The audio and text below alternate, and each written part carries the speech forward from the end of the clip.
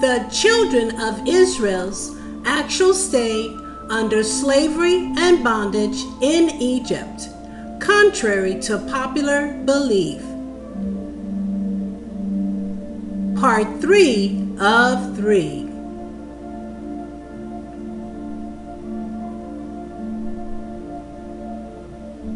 Pharaoh, the second king, lost his complete army in the Red Sea.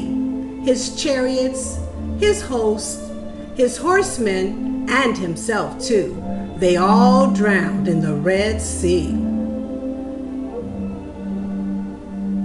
God said, when he has gotten his honor upon Pharaoh, upon his chariots, and upon his horsemen, the Egyptians that are left in the land will know that he is God, and God alone. The second king's reign was cut short.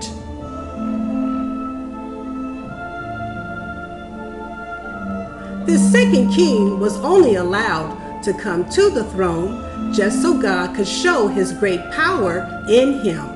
The potter has definitely power over the clay to fashion as he will. So God must have been talking about another nation, another foreign country, another Pharaoh of our day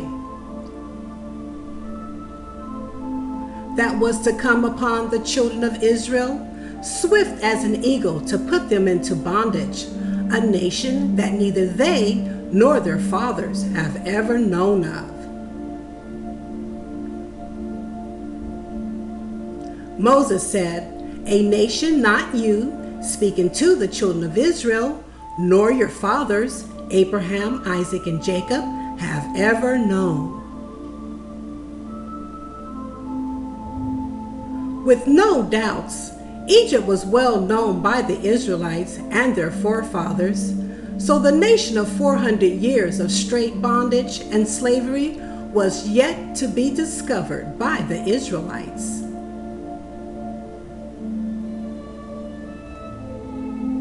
Our forefathers, the father of faith, Abraham, knew about Egypt, for he lived there himself for some time, with his wife, his servants, and all that he had.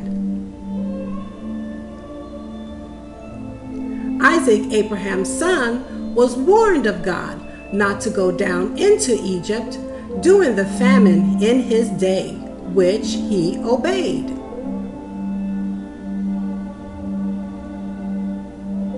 It is apparent that the children of Israel and their forefathers knew of Egypt, for it was Jacob that sent his very own sons down to Egypt to buy food for their household during the famine years, which he afterwards came down to join his son Joseph, the governor of Egypt. Jacob lived in Egypt himself and his entire family for the rest of his life. Jacob knew of Egypt. So we can see that it was not Egypt that Moses was referring to, nor Yah, for the whole world knew of Egypt, including the Hebrews, for the whole world came unto her to buy food to survive. It is absolutely impossible for the children of Israel to have been in Egypt for 400 years and in bondage, according to God's word. If 400 years is so, then pigs do fly, and fly well. It is apparent that the children of Israel were in Egypt under bondage and slavery for approximately 115 to 120 years, the entire reign span of the two tyrant kings.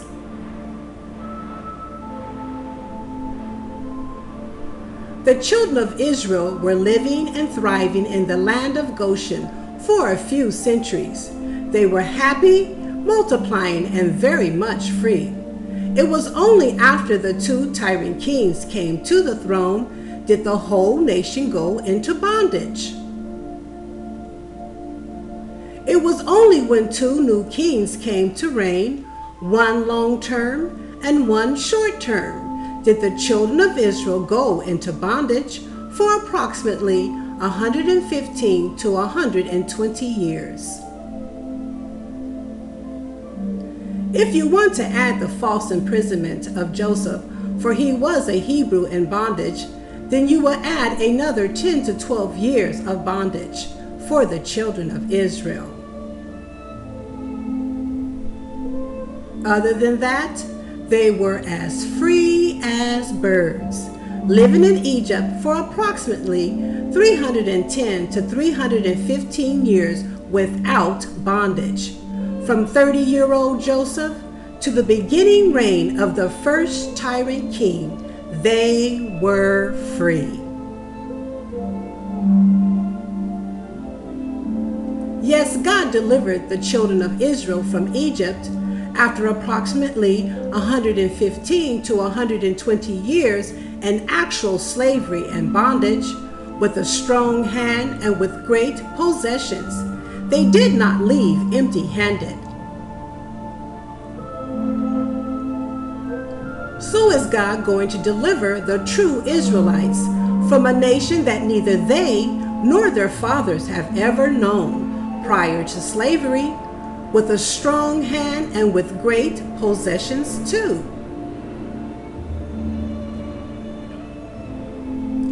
For it was with black people who went under slavery for 400 years, under harsh and cruel punishment and bondage, in a nation neither we nor our fathers have ever known prior to slavery. Abraham, Isaac, and Jacob, our forefathers, knew of Egypt like the back of their hand, but none of them knew of the USA. Perhaps this is why God told Abraham not the name of the nation, because he knew Abraham would not have a slight clue or reference to draw from. God could have easily said Egypt, but he didn't. Here we have Hebrews being forcibly taken by ships, a second trip to Egypt, to the home of 400 years. The Holocaust, as evil as it was, lasted only from 1941 to 1945. That's a whole lot of shy of 400 years in bondage. Once again, you do the math.